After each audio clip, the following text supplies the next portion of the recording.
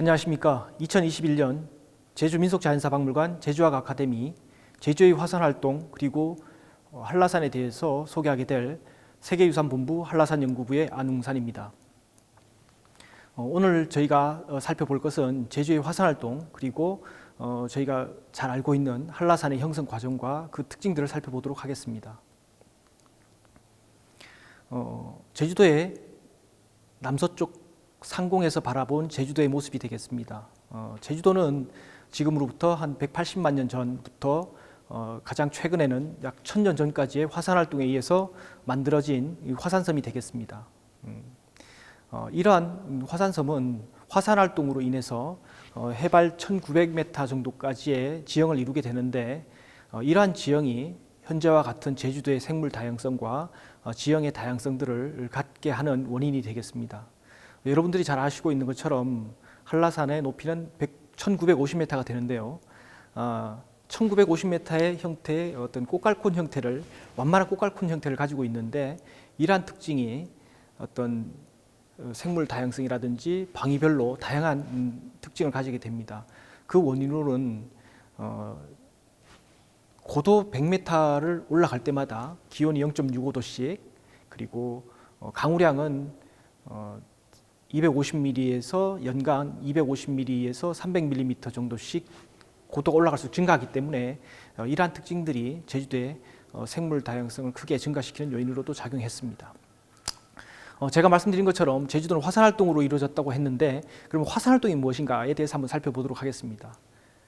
화산활동은 지하에서 아주 뜨거운 형태의 액체 상태의 물질, 뭐가 되겠습니까? 마그마가 지표로 분출을 하거나 지표 근처에서 움직이면서 발생하는 모든 활동을 화산활동이라고 하는데, 그렇다면 이 화산활동에 일어나려면 무엇이 있어야 되겠습니까? 마그마가 있어야 됩니다. 그럼 마그마는 어디에서 만들어지느냐 한번 살펴보도록 하겠습니다. 마그마는 실제로 지구 내부의 멘틀이라고 하는 곳에서 형성됩니다.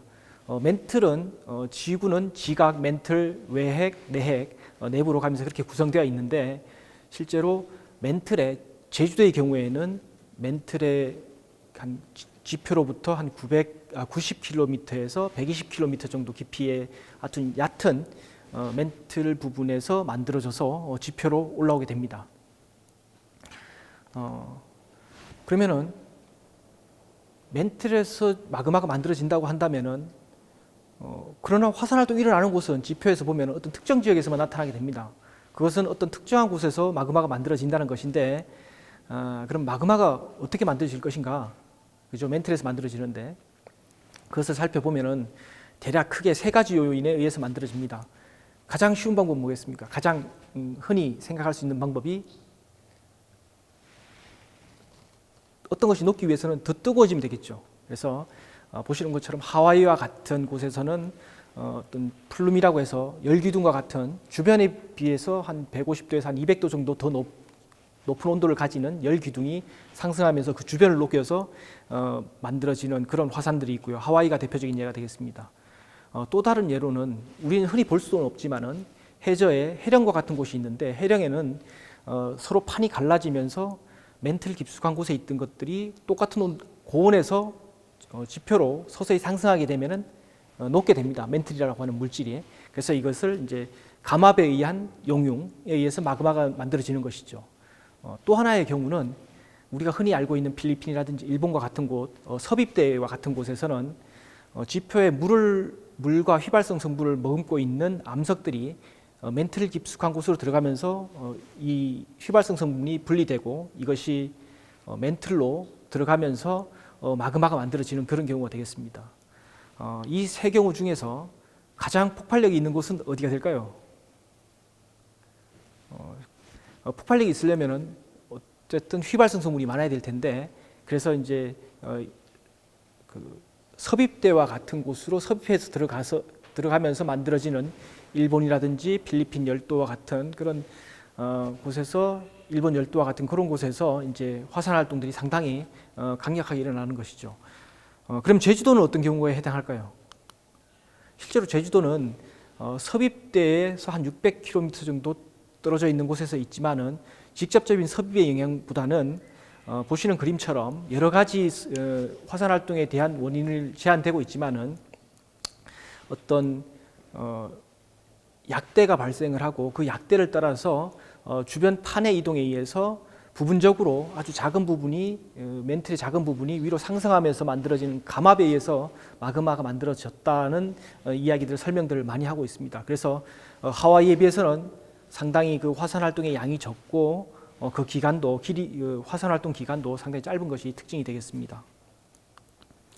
자, 그러면은 우리가 보통 화산 활동이라고 하면은 이제 거기서 많은 마그마들이 분출하게 되는데 이런 암석들은 그 마그마 화산암의 조성에 따라서 암석의 명칭을 달리하게 됩니다. 보시는 것처럼 조금 어려운 내용이긴 하지만은 암석들을 분석해서 SiO2 성분과 Na2O 플러스 K2O 성분에 따라서 우리가 흔히 알고 있는 현무암 그리고 현무암에서 SiO2가 점점 많아진 조면암까지 다양한 암석이 지표에 분포하고요.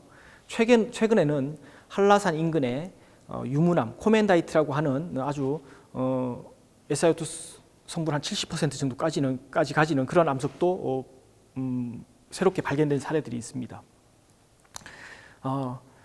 그래서 실제로 제주도에는 현무암 대부분의 지역에 현무암이 많이 분포하는데 한라산 쪽으로 가면은 그것이 많이 분화된 조면암과 같은 암석들이 분포를 합니다. 좀 이해하기 힘들겠지만은 조금 다른 이미지를 한번 볼 수 있도록 하겠습니다. 보시면은 아까 보셨던 그래프를 세웠는데요. 그렇게 보시면은 멘틀에서 만들어진 마그마가 현무암질 마그마가 만들어지고 이게 지표로 올라오는 과정에서 여러 번 멈추게 됩니다. 보시는 그림에서처럼. 그래서 그렇게 하다 보면은 현무암이 지표로 서서히 올라오면서 성분이 변화해서 조면암까지 되는 그런 과정을 거치게 됩니다. 그래서 우리가 흔히 알고 있는 삼방산이라든지 백록담에 있는 조면암은 상당히 지각이 첨부에서 만들어져서 올라온 그런 마그마가 되겠습니다. 많은 마그마들은 그냥 지표에 서서히 흘러나와서 용암으로 흘러가기도 하지만은 폭발력이 있을 경우에는 잘게 부서지기도 합니다. 그래서 용암 그리고 폭발에 의해서 뿜어져 나와서 만든 암석들은 이제 그 크기에 따라서 화산회, 화산재, 화산역, 화산암괴 및 화산탄과 같이 이렇게 분류를 해서 이 이름을 붙이게 됩니다. 자, 지금까지 그런 화산활동 전반에 대해서 소개를 드렸고요. 이런 화산활동 하나하나가 제주도에는 그 흔적이 잘 남아 있는데 그것이 제주도에 360여 개 분포하는 오름이라고 할 수 있겠습니다. 오름들은 한라산의 주변부에 여러 개 분포하게 되는데 제주도의 내륙 쪽으로는 내부 쪽에서는 주로 분석구가 분포하고요. 그 해안이나 이런 물과 만나는 곳에서는 응해환이나 응해구가 많이 분포하게 됩니다. 그리고 용암돔이라든지 용암 순상체와 같은 다양한 화산체들이 제주도에 분포하게 됩니다. 지금까지 저희가 이제 제주도의 전반에 걸친 화산 활동을 설명을 드렸고요. 오늘 이제 주제가 되는 한라산 일대의 지질에 대해서 설명을 드리겠습니다. 한라산은 보시는 것처럼 백록담 일대는 보시는 것처럼 서쪽은 상당히 경사진 지형을 이루고 있고요. 백록담의 동쪽 편은 완만한 지형을 이루고 있습니다. 그 이유는 서로 다른 성분의 조성의 마그마가 순차적으로 분출하면서 그런 지형을 만들게 되는데요. 여기에서는 과거에 이런 지형에 대한 해석에 있어서 상당히 서로 다른 해석들이 있어 왔었습니다. 보시는 것처럼 한라산 백록담의 서쪽에 있는 조면암과 한라산 백록담의 동측에 있는 현무암질 암석이 그 선후 관계에 대해서 여러 가지 의견이 있었는데요. 여러 가지 설들이 있었던 이유 중에 하나는 야외에서 봤을 때는, 야외 기제적으로 봤을 때는 백록담의 동쪽에 있는 암석이 나중에 분출한 걸로 보이는데 연대 측정을 해서 보면은 보시는 것처럼 백록담의 서측에 있는 조면암은 25,000년에서 7만 년 정도의 연대를 얻었다면 그 반대편에 있는 동쪽에 있는 조면 현무암은 47만 년의 연대를 얻었습니다. 서로 야외에서 관찰되는 선후 관계와 연대가 서로 맞지 않죠. 그래서 실제로 이제 저희 한라산 연구부에서 이런 연구들을 했었고, 그래서 그 이제 분포를 보니까 실제로 서쪽에 있는 조면암이 먼저 분출을 했고 동쪽에 있는 백록담 조면 현무암이 나중에 이제 분출한 것으로 알 수가 있었고요. 그래서 이것들을 연대 측정을 해봤더니 약 서쪽에 있는 조면암은 23,000년 정도에 분출을 했고 그래서 돔을 만들었고요. 그 이후에 현무암질 용암이 한 2만 년 정도에 분출하면서 현재와 같은 모습을 갖추게 됐습니다. 여기서 좀 독특한 사항은 우리가 보통 알고 있는 조면암 그 백록담의 서측을 이루고 있는 조면암만 보고 있었는데 그것보다 좀 더 일찍 분출한 것이 있습니다. 보시는 것처럼 백록담 서쪽에 있는 조면암 돔이 되겠습니다. 멀리 보이는 게. 그리고 가까이 보시면은 진달래 같은 것들이 보이고 하얀 모래 같은 것들이 보입니다. 한라산에 있는 모세왓이라고 하는 곳인데요. 우리가 흔히 제주도에서 보는 전경과는 완전히 다른 전경을 가지고 있습니다. 하얀 자갈과 같은 것들이 많이 분포하게 되죠. 좀 더 가까이 가서 보시면은 아마 제주도에서 저러한 전경을 볼 수 있는 곳은 없을 거라고 생각이 됩니다. 이곳에서만 볼 수 있습니다. 모세왓이라는 곳이고요.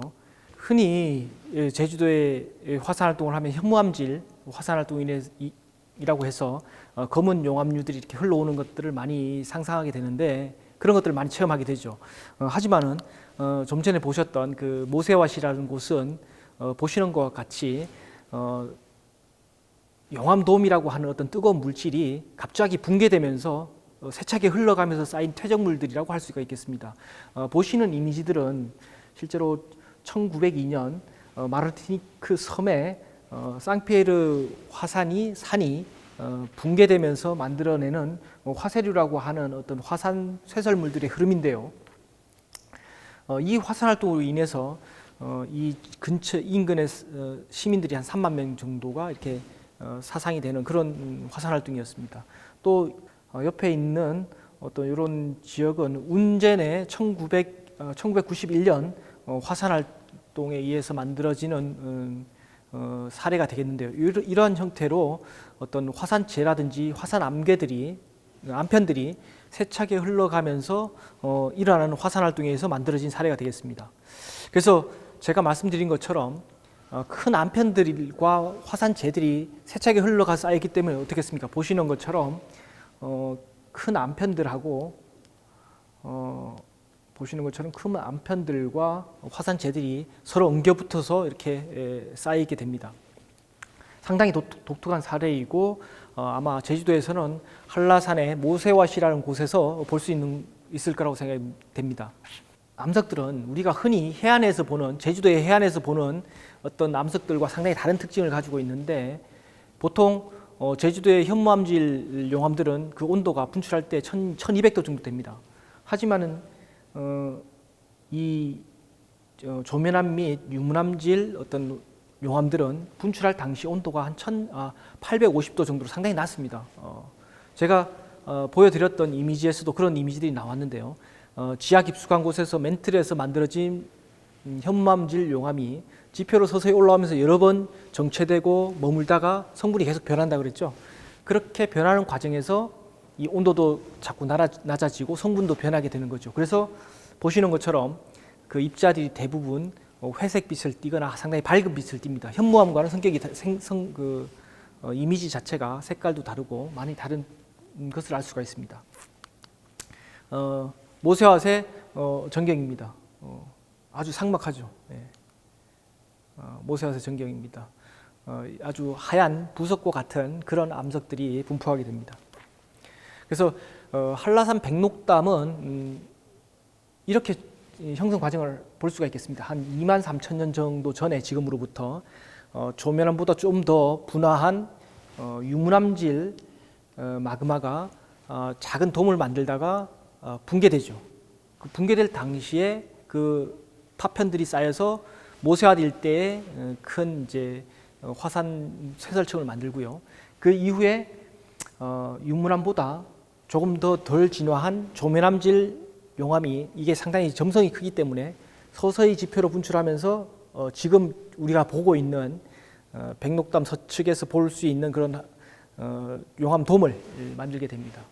이후에 약 한 2만 년 정도 전에 현무암질 용암이 분출을 해서 지금 우리가 보고 있는 백록담의 동쪽 편에 있는 어떤 용암류들을 형성하게 됩니다.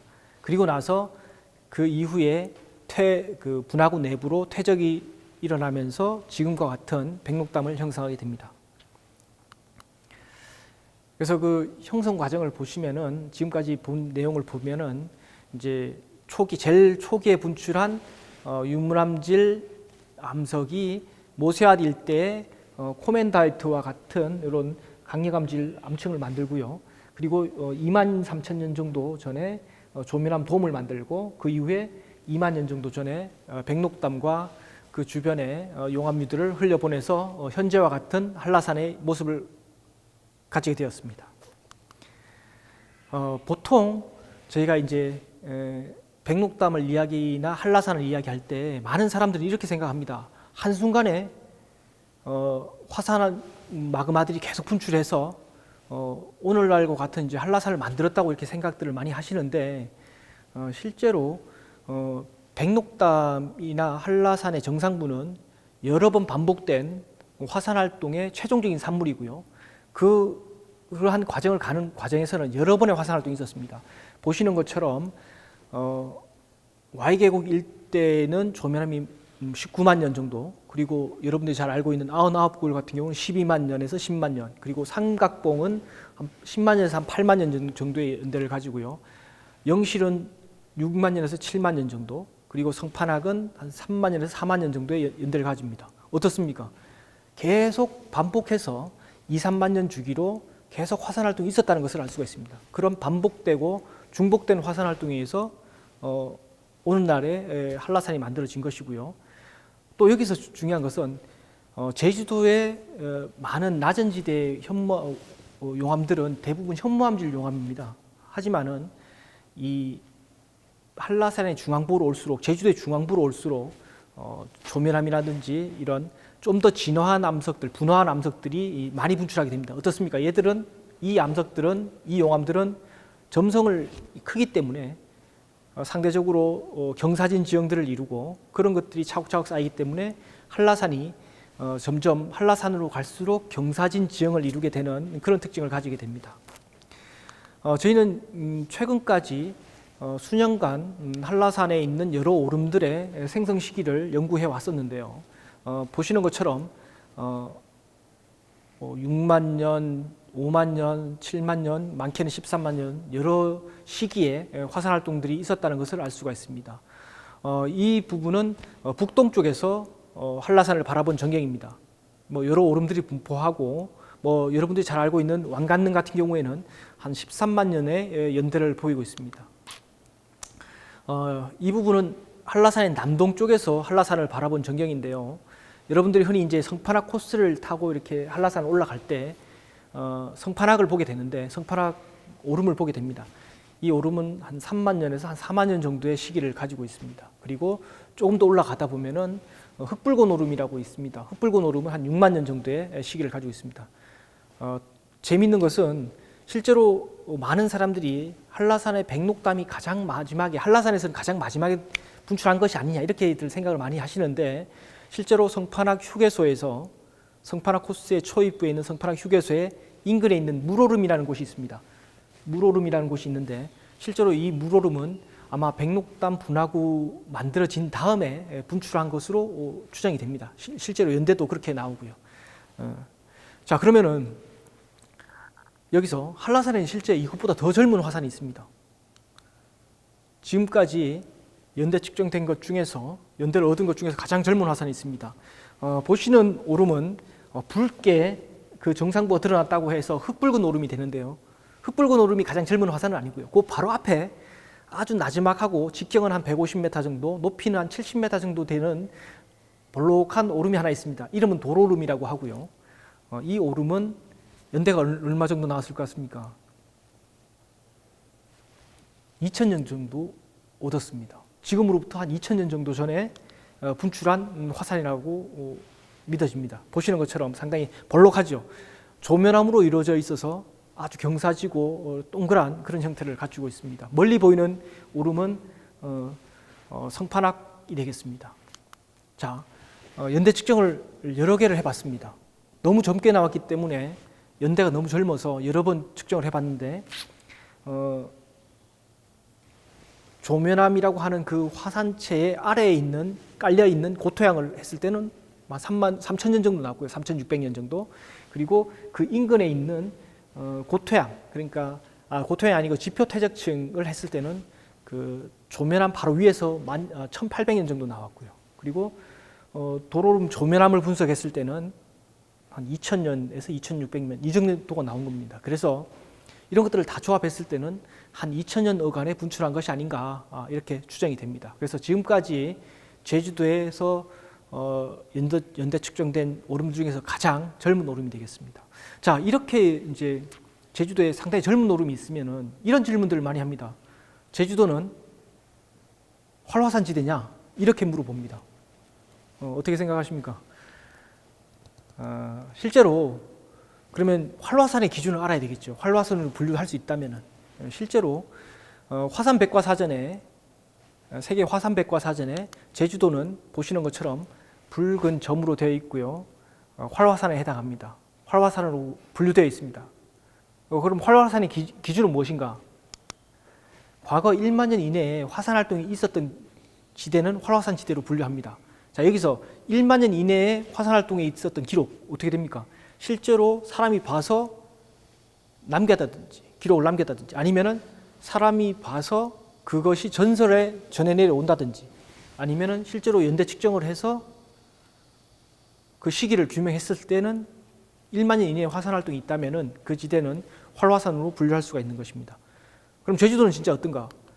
실제로 제주도는 역사 기록에도 세종실록 지리라든지 고려사 그리고 신증동국여지승남과 같은 문헌에는 약 1,000년 전에 화산 활동이 있었을 걸로 추정되는 기록이 있습니다.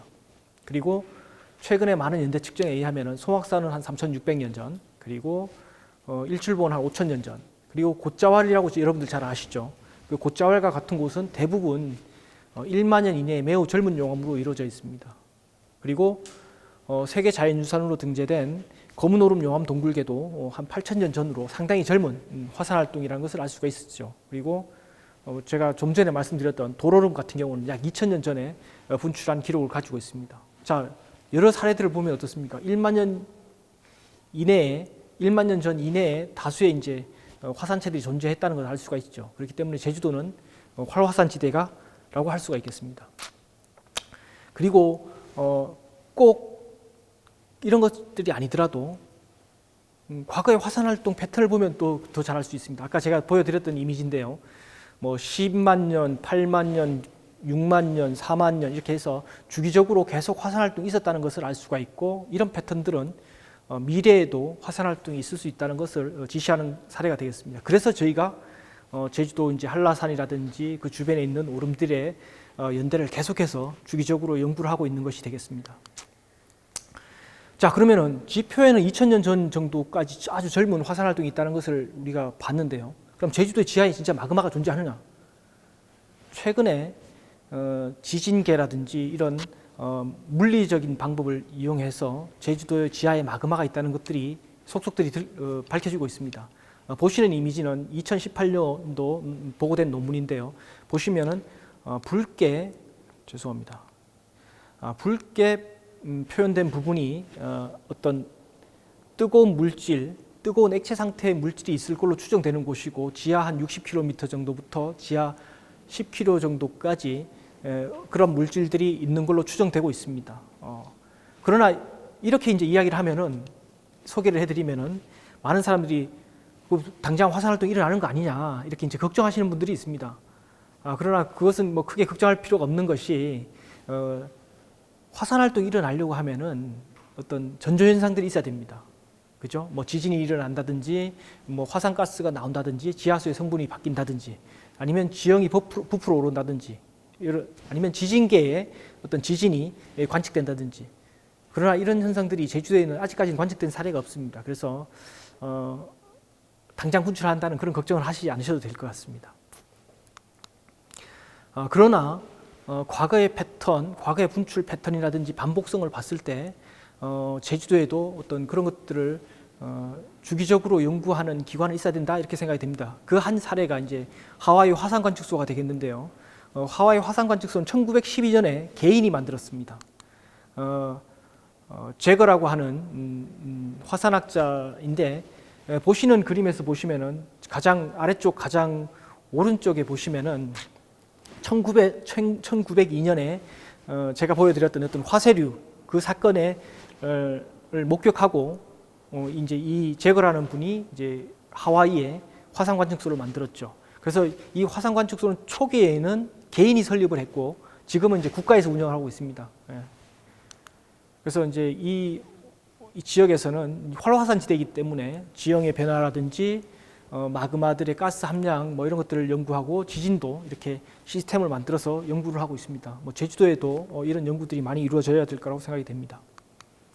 그래서 실제로 저희 제주도에서도 이게 본격적이지는 않지만은 이런 어떤 지진계를 설치하고 이런 지진을 모니터링하는 사업들을 연구 사업을 조금씩 추진하고 있습니다. 그래서 실제 현재 제주도 한라산 정상부 주변에 5개의 지진계를 설치해서 연구를 추진하고 있는 중입니다. 이런 많은 화산 활동들은 다양한 어떤 지질 경관이라든지 이런 것들을 만들게 되는데 보시는 것처럼 마치 사람이 돌을 쌓아놓은 것 같은 그런 지역들도 있습니다. 선작지와새 있는데요. 이것은 탑계라고 합니다.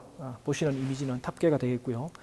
이 탑계들은 선작지와 일대 백록담이 되겠고 영실 기암이 있는 곳이 되겠습니다. 그 주변에 선작지와 일대에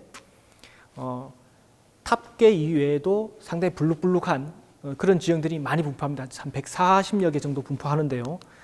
보시면은 그 표면이 마치 뽕긋 올라와 있고 가운데에 V자형으로 쪼개져 있는 그런 구조를 보입니다. 그런가 하면 또 어떤 지형은 이것은 이제 어떤 원 지형이 붕괴돼서 떨어져 나간 모습인데요. 속을 보시면은 보시는 것처럼 어떤 줄무늬와 같은 것들이 이렇게 밀려 올라간 것과 같은 그런 느낌이 들 것입니다. 그리고 보시는 것처럼 펀펀한 지역에 울룩불룩한 지역들이 많이 있습니다. 이런 지역들을 어디서 많이 봤을 거예요. 해안지대에서 흔히 볼 수 있습니다. 제주도 월정 해안이 되겠는데요. 이런 지역들을 튜뮬러스라고 합니다. 튜뮬러스는 이제 용암의 표면이 굳고 그 아래에 계속해서 흘러오는 뜨거운 용암이 그 표면을 들어 올려서 만들어지는 구조가 되겠습니다. 그런데 이런 것들이 한라산에도 분포하고 있습니다. 보시는 것처럼 영실 그 위에서 바라본 선작지와 일대가 되겠는데요. 불룩불룩한 돌 무더기들이 다 어떤 용암이 상승해서 부풀어 오른 지역들이 붕괴되어서 만들어진 지형이 될 수 있습니다. 여기 탑계 멀리에서 바라본 부분인데요. 탑계 같은 경우는 직경이 한 15m 이상 되는 큰 튜뮬러스가 용암이 계속해서 흘러서 터져 나가서 만들어지고 남은 잔류체가 되겠습니다. 상당히 독특한 구조가 되겠습니다. 가장 큰 것은 한 15m 정도 되는 그러한 튜뮬러스들도 분포합니다.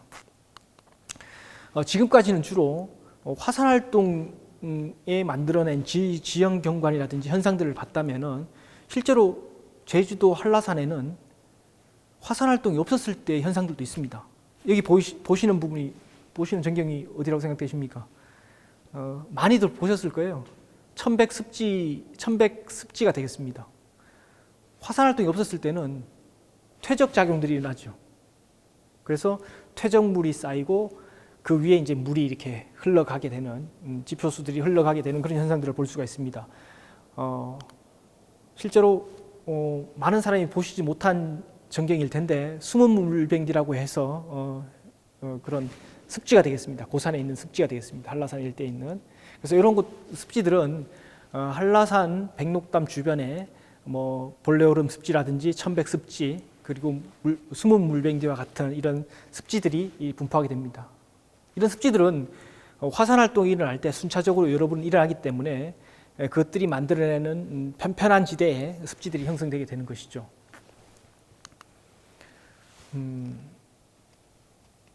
이제 거의 이제 마지막으로 가고 있는데요. 많은 사람들이 백록담에 가서 물이 가득 찬 백록담을 상상하면서 이제 올라갑니다. 그래서 가서 보시면은 특히 지금 8월에서 9월 사이에 상당히 이제 비가 적은 시기에 수위가 완전히 담수에 완전히 이제 담수를 물이 차지 않는 모습을 보게 됩니다. 보시는 것처럼 보통 평상시에는 뭐 저 정도를 본다고 한다면은 이런 모습을 볼 수도 있습니다. 왜 이렇게 그러니까 물을 실망을 하게 되는데 그 이유를 살펴보기 위해서 저희가 실제로 백록담에 물이 얼마나 빠른 속도로 빠져나가는지를 측정을 해봤습니다. 한 3일 정도 측정을 했고요. 보시는 것처럼 백록담의 수위는 하루에 한 8cm 정도씩 빠집니다. 그리고 자연적으로 증발하는 것은 실제로 한 0.5mm 정도 하루에 증발하게 됩니다. 그래서 상당히 많은 양의 물들이 밑으로 빠지기 때문에, 지하로 빠지기 때문에 여름 한철 한 3, 4주 정도 비가 오지 않으면 실제로 바닥에 드러나는 경우들이 간간히 있습니다. 왜 이렇게 자주 물이 잘 빠질까요? 그 이유는 백록담 주변의 지질과 관련이 있습니다. 백록담 서측은 여러분 아시는 것처럼 한라산 조면암으로 이루어져 있고요. 동편 절반은 분석층 및 용암으로 이루어져 있습니다.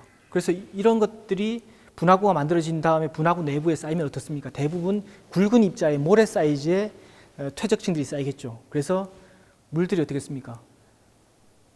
술술 잘 빠지는, 지하로 잘 빠지는 그런 현상을 일으키죠. 그래서 실제로 백록담 자체가 물을 잘 머금지 않는 그런 특징을 가지고 있기 때문에 그것을 이해한다면은 한라산을 좀 더 잘 즐길 수 있지 않을까 이렇게 생각이 됩니다. 그래서 지금까지 살펴본 것으로 봤을 때 실제로 우리가 알고 있는 것보다 한라산에는 더 많은 가치 있는 자원들이 많이 있다고 생각됩니다. 그리고 더 알아낼 것도 많고요. 그래서 향후에는 기회가 된다면은 실제로 제주도의 지질도는 2008년도에 작성된 이후에 지금까지 상당 기간 더 심도 있는 연구는 진행되지 않았습니다. 지질도 구축 같은 경우에. 그래서 향후에는 한라산이라든지 제주도 전역에 걸친 지질도 구축이 이루어진다면은 제주도 전반에 걸쳐서 이 화산을 이해하고 향후 어떤 예측하는 데도 많은 도움이 되지 않을까 생각이 됩니다. 그리고 또 하나는 기회가 된다면은 뭐 하와이라든지 다른 큰 화산섬들은 신부 시추를 해서 그 화산의 성장 과정, 그리고 성장 속도, 그리고 시추를 하면 무엇을 알 수 있습니까? 땅 속에 흘러가는 지하수의 흐름도 알 수 있겠죠. 그래서 그런 것들을 연구한 사례들이 상당히 있습니다. 그래서 기회가 된다면은 제주도도 한라산에서 그런 시추를 추진함으로써 뭐 한라산도 알리고 제주도도 알릴 수 있는, 그리고 실제로 지하수의 흐름도 파악함으로써 지하수 관리에도 도움이 될 수 있는 그런 연구들이 진행된다면은 많은 도움이 될 거라고 생각이 됩니다. 감사합니다.